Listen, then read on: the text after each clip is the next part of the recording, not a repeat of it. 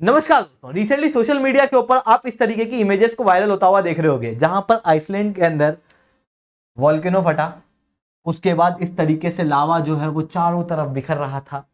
कई सारे लोग हालांकि आइसलैंड के अंदर इस वॉल्केनो के फटने की प्रोसेस को देखने जाते हैं, उसे एंजॉय करते हैं। एक टूरिस्ट स्थल के रूप में देखा जाता है इसे, क्योंकि आइसलैंड के अंदर बसाल्टिक लावा वॉल्केनो है जो फटते समय बहुत गर्जन नहीं करते, बहुत ज्यादा डिस्ट्रक्शन नहीं करते, फैलते ज्यादा है। मतलब लावा फैलता ज्यादा है पर अर्थक्वेक बहुत भयंकर नहीं लाता।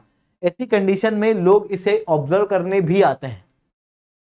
थोड़े समय पहले आप लोगों को याद होगा तो छोटे छोटे अर्थक्वेक के ढेर सारे झटके आइसलैंड के अंदर महसूस किए गए थे 10 नवंबर के दिन।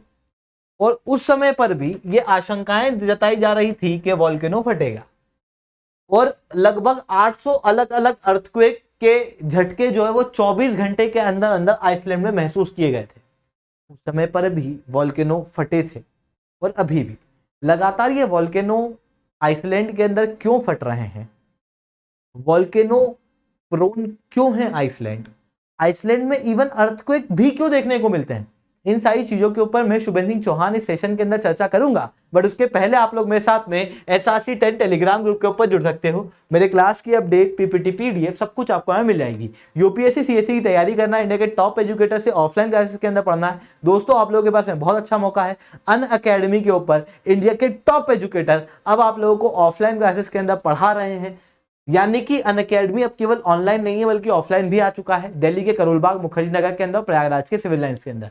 इन क्लासेस में क्या बेनिफिट है, क्या नहीं है, किस तरीके से इन क्लासेस को आप खरीद सकते हो, उसे मैं लेक्चर के एंड में आप लोगों के साथ में डिस्कस करूंगा। चलिए दोस्तों, बात करते हैं आइसलैंड के बारे में। देखो, आइसलैंड जो है वो मिड अटलांटिक रिजेस के यहाँ आता है। मतलब ये डाइवर्जेंट प्लेट बॉर्डर है, वहां पे आता है। और इवन यहां पर कुछ वॉल्केनो ऐसे हैं जो आपको अलग से यहां दिखाई देंगे, ये बॉर्डर पे नहीं है, ये हॉटस्पॉट रीजन है। मतलब दो प्रकार के वॉल्केनो यहां पर पाए जा रहे हैं, दो प्रकार की वॉल्केनिक एक्टिविटी यहां पाई जा रही है।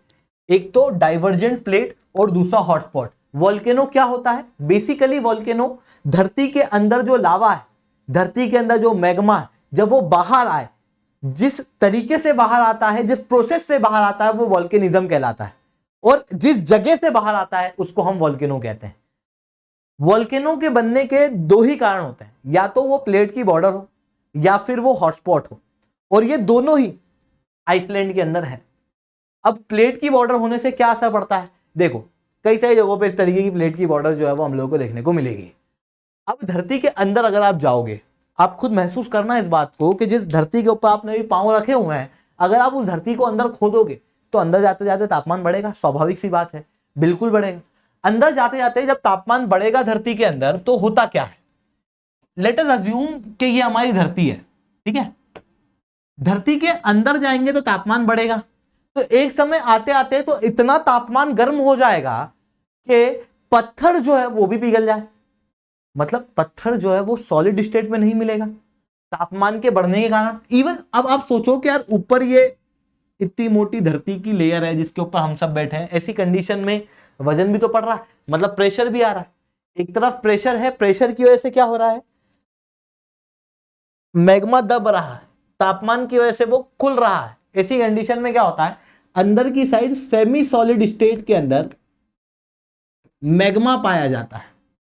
और जिस रीजन में पाया जाता है उसे हम कहते हैं दुर्बल मंडल, यानी कि एस्थेनोस्फेयर। अब एस्थेनोस्फेयर इसका मतलब क्या है? मूवेबल है, सॉलिड की तरह नहीं है एकदम ऐसे अकड़ के खड़ा हुआ, बल्कि मूवेबल है। हालांकि लिक्विड जैसा फास्ट मूव भी नहीं करेगा, स्लो मूव करेगा। अब ये मूव करेगा कैसे? तापमान के डिफरेंस के कारण। अंदर जाने से तापमान क्या हो रहा है? बढ़ रहा है। मतलब नीचे वाले मटेरियल का तापमान क्या है? ज्यादा है, टेम्परेचर ज्यादा है, यानी कि गर्म है नीचे वाली चीज, और ऊपर वाली चीज कैसी है? ठंडी है। गर्म चीज की आदत होती है ऊपर आना। कभी देखा ऐसा गर्मी में जब अपन चलते हैं रोड के यहाँ पे, तो अपने को दिखाई देता है कि यार थोड़ी सी ऐसे हवा ऊपर से जा रही है, जो गर्म हवा होती है। या फिर कभी आग के ऊपर, कहीं आग जल रही हो, उसके ऊपर से आपने किसी दूर की चीज को देखा, वो फ्लिकर करती हुई दिखती है, क्यों? क्योंकि गर्म हवा जो है वो ऊपर उठती है ना, गर्म चीज की आदत है वो ऊपर आएगी। ये जो गर्म एस्थेनोस्फेयर है उसकी आदत है कि ऊपर आएगा, और ठंडा एस्थेनोस्फेयर जो है वो नीचे जाएगा। क्यों ऐसा? क्योंकि ठंडी चीज भारी होती है और गर्म चीज कैसी होती है? हल्की होती है। हल्की चीज ऊपर आती है, भारी चीज नीचे जाती है। इस कारण से क्या होता है? इस तरीके का मूवमेंट होने लगता है ना? अब जब एस्थेनोस्फेयर के अंदर इस तरीके का मूवमेंट हो रहा है तो आप फील करना इस बात को कि ये जो एस्थेनोस्फेयर है ये इधर जाएगा।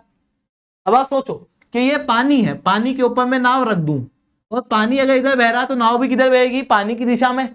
ठीक उसी तरीके से यहां पर ये जो लिथोस्फेयर है ये भी इधर मूव करने लगेगा, ये भी इधर मूव करने लगेगा, क्योंकि अंदर एस्थेनोस्फेयर इधर मूव हो रहा है। रास्ता बन गया तो अंदर का लावा क्या होगा? बाहर आएगा।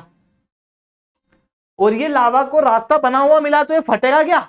नहीं, ये तो बना हुआ रास्ता है ना, फटेगा कहां? इस जगह देखो, ये वाली प्लेट ऐसी जा रही है, ये वाली प्लेट ऐसी जा रही है, दोनों क्लोज है ना।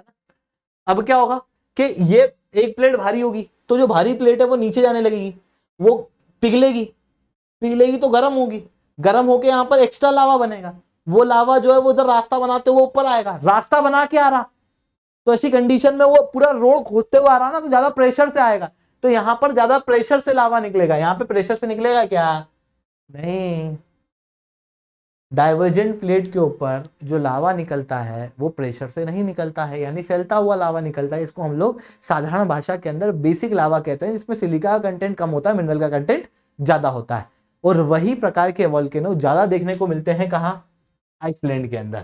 ठीक है, यहां आप क्लियरली देख सकते हो, ये है डाइवर्जेंट प्लेट। ठीक है, वहीं दूसरी तरफ एक और टर्म होती है, दैट इज हॉटस्पॉट। हॉटस्पॉट क्या होता है?